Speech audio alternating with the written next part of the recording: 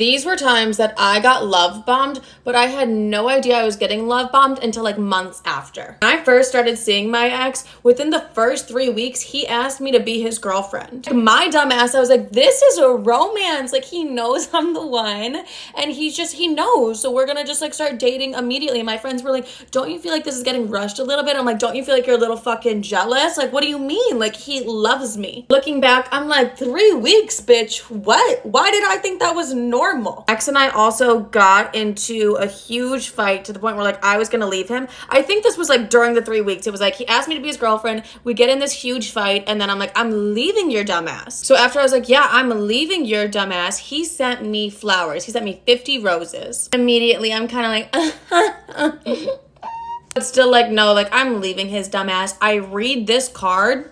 And in this card, he told me he loved me. And it had only been 3 weeks. I remember reading that being like, what the fuck? But I was also kind of like, he really loves me. I remember sending that to all my friends and they're like, dude, that's so fucked up. And I was like, but what if he like really loves me? And really? All my friends were like, no, he doesn't love you. He's just saying this because he's love bombing the fuck out of you. And I was like, I don't know, because when you're in it, like, you don't realize you're being love bombed, especially me. If I have a motherfucker telling me how amazing I am 24/7, I'm like, well, he's not wrong. So, like, what's the problem here, you know? So that was actually, like, a really hard thing for me to understand was, like, there is such thing as love bombing, and not everyone is gonna think you're as amazing as you think you are. Like, they're just love bombing you. Ex also always talked about the future with me, like way too early. It'd be like month 2 and he'd be like, I want you to have my babies. And I was like, I don't even want babies. We'd be walking and there'd be this like apartment building and he's like, I'm gonna buy us a place in there one day. And I'm like, with what money? You know, like he always talked about the future and like all the things he was gonna do for me in the future. I don't even think we had a real relationship. Our text messages just consisted of him telling me I'm gorgeous and me being like, I love you, you know, like just not realizing that I was just getting fully love bombed. You're not even 6 months into dating someone and they're like, I'm gonna marry you. It's like, that's fucking weird. Like, why do you already know you're gonna like marry me?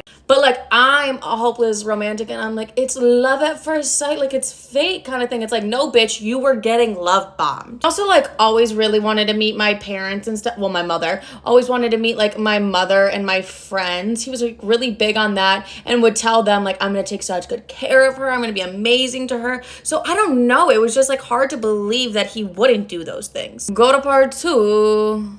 At this point, you're probably like, Livy, after that relationship, you didn't get love bombed anymore, did you? Yes, the fuck I did, but I actually realized it a lot sooner at this point. I had went on one date with this man, one date. He would text me like 24/7. That's not the love bombing part. He would text me 24/7, right? And then one day, okay, we were talking about my Instagram photos. I don't know, whatever. But he sent me a screenshot of my Instagram photo with this attached. I will let you guys read it because I will probably butcher it. And I'm just like, I'm not a good reader. Like, I've just never been a good you're like, Livy, shut the fuck up. I'm trying to read this. One date, you guys. One date.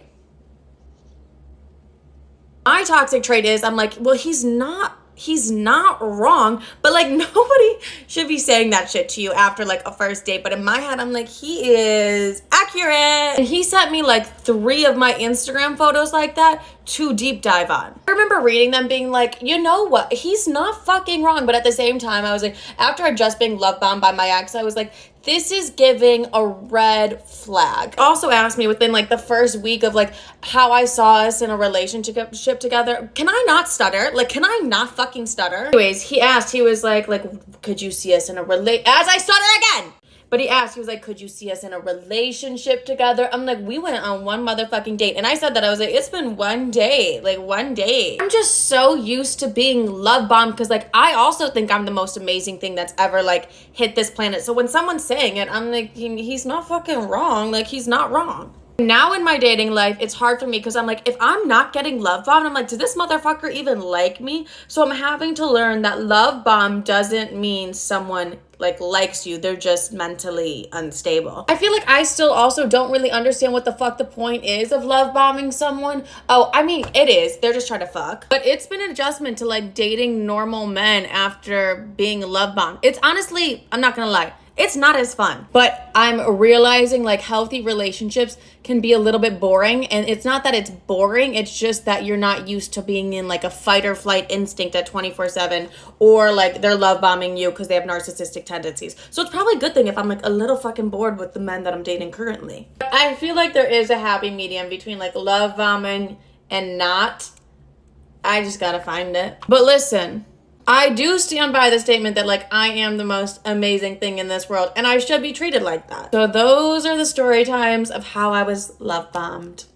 I found my husband naked with his mom and then she punched me. Disclaimers are not my story time. Send me on Instagram. My mother-in-law is the most toxic, violent woman I've ever met. And she hates me because I married her perfect little boy. Everything started 5 years ago. My husband and I met on Hinge. Neither of us was looking for a serious relationship, but we ended up falling in love. We started going out on dates, and every time we would go on a date, we would end up just spending a week together. Eventually, I got my dream job and I moved to New York City. I was working in fashion and making 6 figures a year. As you can imagine, my life was amazing. He asked me to be his girlfriend and we decided to do long distance. It was totally fine for the first couple of months. He was the one that decided to drive 5 hours to come see me. 2 months later, out of nowhere, he decided to propose. But the thing is, I wasn't sure if I should say yes. We hadn't been together long, and he was already offering to move to New York City with me. My life was so good in New York, I didn't know if I wanted him to come be with me. When I said I wasn't sure, his mother called me to convince me to marry him. Part 2 is story time about how I found my husband naked with his mom and then she punched me. Disclaimers are not my story time. Send me on Instagram. My mother-in-law calls me to convince me to marry her son. And guess what? She managed to convince me, so I said yes. We ended up moving to my apartment in New York City 2 weeks later. That's when my personal nightmare began. My mother-in-law started coming over to our apartment every single weekend to plan the wedding. But all she cared about planning was my husband's stuff. For example, she only wanted to go try on his suits. We didn't even talk about my wedding dress. Then this woman had the audacity to plan the whole menu around his favorite foods. One day she comes up to me and says, "This is the menu for the wedding," without even asking me. No, I was not about to have corn dogs on the menu. Since we had a spare bedroom in our apartment, she started to sleep over. And she would tell my husband to sleep with her because apparently she was scared at night. At this point, she's planning the wedding. My husband is sleeping with her and my family is paying for it. Part 3 is caught my husband naked with his mom and then she punched me. Disclaimers is not my story time. Send me on Instagram. After she took over planning our wedding, we finally got married. I was so busy with work that at that point, I just didn't care. For the next few years, she started coming over to our apartment at least once a month. And she would sleep over. And sometimes my husband would sleep with her. I told my husband that it was kind of weird that they slept together and he told me that it wasn't. That they were just really close. One night I'm sleeping and I hear noises coming from the guest bedroom. I know that they're sleeping in there, so I walk over and open the door. That's when I see them fully naked. And my husband had his arm around her shoulder. Then she runs over to me and starts punching me. And then my husband tells me to get out. Then he gave me some bullshit excuse about how they're recreating childbirth. I kicked her out of the apartment. And my husband got mad at me. I no longer have a relationship with her and I'm thinking about leaving my husband. She still comes to our apartment and just flat out ignores me. What should I do? I had to treat my own daughter after a car accident last night because of a drunk driver. I, 39 male, am a paramedic. I've seen some crazy as well as scary stuff working as a paramedic. Last night was for sure the worst. It was 10 p.m. getting close to the end of my shift. We got a 911 call about a car accident. When we got the call, I had a bad feeling and I didn't know why. Then when we got to the scene, I found out it was my daughter's 16 car that got hit. She was in critical condition and we had to take her ASAP. All of her vitals were low and then her heart stopped. We had to revive her. She made it to the hospital. She had 8 broken ribs, which caused a collapsed lung and broken blood vessels, causing her heart to go into sudden cardiac arrest. She also suffered a spinal injury, and doctors aren't sure if she'll be able to walk again. They put her in a medically induced coma to give her body rest. The man who hit her was driving drunk. The only injuries he suffered were a broken wrist and some bruises. It is so unfair that my sweet 16-year-old daughter, who was just on her way home from work, has to suffer when the drunk driver suffers from only minor injuries. I see it all the time and it's so unfair. I just needed to get this rant off my chest. My girlfriend lost her job a month ago and as a result has been at the house more often. We live in a 1-bedroom and split the rent evenly. She understands that I'm busy all day and night, but I don't like when she's sitting in the same room as me. Even her presence is distracting to me. She will try to start conversations and she's not the cleanest. So I would ask her to go to the bedroom for the day while I worked in the living room at my desktop. She was okay with that for a few weeks, but began to complain that she was stuck in the bedroom. She says that since she's paying half the rent, she has every right to be where she wants to be in the house. I agree. So after a few big fights, we agreed she would leave the house during the day and I would leave the house at night. Well, now she's upset that she's spending all day out of the house.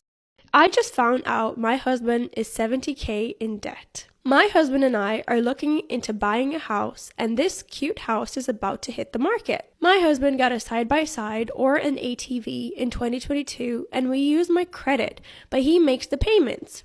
18K on my credit because of him. So I was talking to him, seeing if he could just get approved for the loan, since I don't think I can. We didn't want to merge finances, which I know was a mistake. So I checked his credit and it said 17,580.